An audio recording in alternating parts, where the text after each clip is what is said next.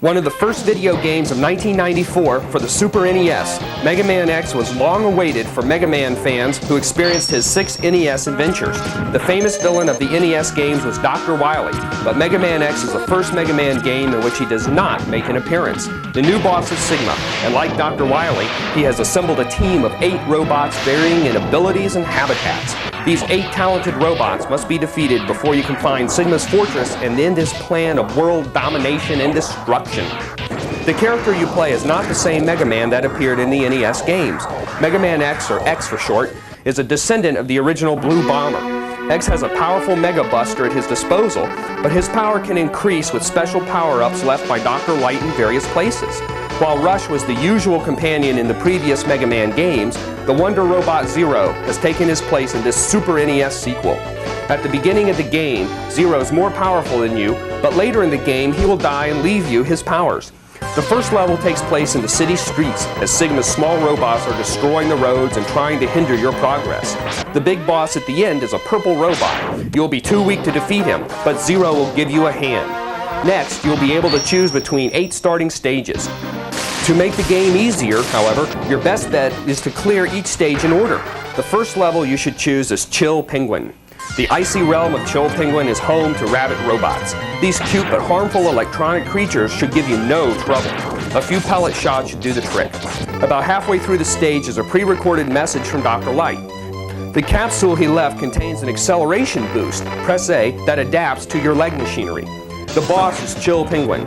When he's on the ground, he'll attack you by dashing towards you or making ice penguins whose beaks are dangerously sharp. When he's in the air, he'll start a blizzard. The wind will push you into any ice penguins that may be on the ground. The best method of attack is with a fully powered, press and hold Y, Mega Buster.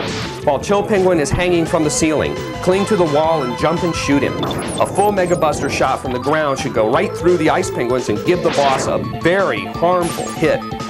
Choose the Storm Eagle level as your next mission. Immediately after the Airport 1001, get a ride up to the glass tower, cling onto it, and shoot the glass to get inside the tower and find a sub-tank. Getting the massive amounts of sub-tanks in earlier games were an easy way to become victorious, but Capcom got smart and made them less useful in this game.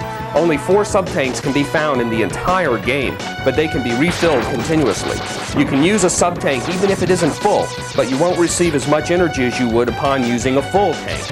Another invention of Dr. Light can be found on the other side of a tall white column that you must climb. The place you need to reach is too high, so in order to get to it, you must use a tricky combination of a jump, press B, and acceleration boost, press A, while clinging onto the right side of the tall white column. Storm Eagle is an awesome boss.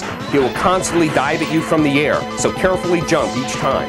Shoot a full Mega Buster shot at him whenever he hovers in the air, and when he's on the ground, fight against the wind by dashing, press A continuously in his direction while firing at him. Flame Mammoth is your next target. Your first task is to get another sub-tank. You will know when it is near, when the ceiling is higher than the screen can show. Climb onto the highest of the 5 platforms and make a dash jump to the left to find the place where the sub-tank is hidden. Flame Mammoth is easily beaten with the wind weapon you got from the Eagle. Shoot him from a distance. When he gets too close or blocks you into a corner, wait for him to jump and run under him to resume your attack. Spark Mandrill is an easy boss. Shoot him with the Ice Beam until you defeat him. Spark Mandrill's spark attack is strong, but your ice attack is even stronger. Quickly put an end to his existence and proceed to the Armored Armadillo stage. At the bottom of the first slope in the Armadillo stage, a big fat bat contains a special item. Shoot the bat to get it. Walk left until he reappears and shoot him again for another item, perhaps different from the last. Continue to the right and fall down a shaft, but cling to the shaft wall near the bottom. Let a huge rock-clearing machine pass beneath you, and then fall down and walk to the left to find a third sub-tank. After a long ride on a minecart, fall down another shaft with your fire weapon from the Flame Mammoth ready. Quickly destroy another rock machine and continue down the narrow hall until you reach the heart tank. Get this valuable item to increase your health meter. The last minecart ride makes this level the coolest in the game. The cart will reach a ramp and lift off into the air, gliding across a chasm with a beautiful backdrop of waterfalls and blue sky. If you want, you can dash jump off the cart onto the cliff to the right and find a secret item on the top. Fall into the chasm and repeat this procedure 4 times to get something ultra cool. This hint, however, doesn't always work. Try having all the heart and sub-tanks before attempting this task. Armored Armadillo is cool. He'd be cooler if he was Beaverman though. Imagine his tail attack. Anyway, that's just a thought. Defeat this strong boss with pellet shots or spark blast that you got from Spark Mandrill while he is on the ground. Notice that when he starts jumping around the room, he will hit your corner every second time.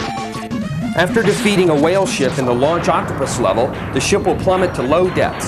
After it makes its bed on the seafloor, walk to the right, fight a long snake-like robot to reach a heart tank. Isn't it cool how you can jump really high underwater? The Launch Octopus is best defeated with a fully charged Mega Buster. Pace back and forth under the octopus while it hovers above you and charge the Mega Buster until the boss drops to the ground, at which point you should turn and fire at him. Repeat this process until the octopus retires from his duties. Boomer Kuwanger's level is a long climb up a tower to reach his lair. Many of the enemies in this level will reappear in Sigma's fortress, so remember how to deal with them. Boomer Kuwanger himself is a spastic little robot that jets around the screen like crazy. Cool his jets by clinging to the wall in the upper left corner and firing continuous homing missiles. In the Sting Chameleon level, you know that secrets are near when the trees are no longer visible in the background. If you fall into the hole, you'll reach an area which houses a heart tank.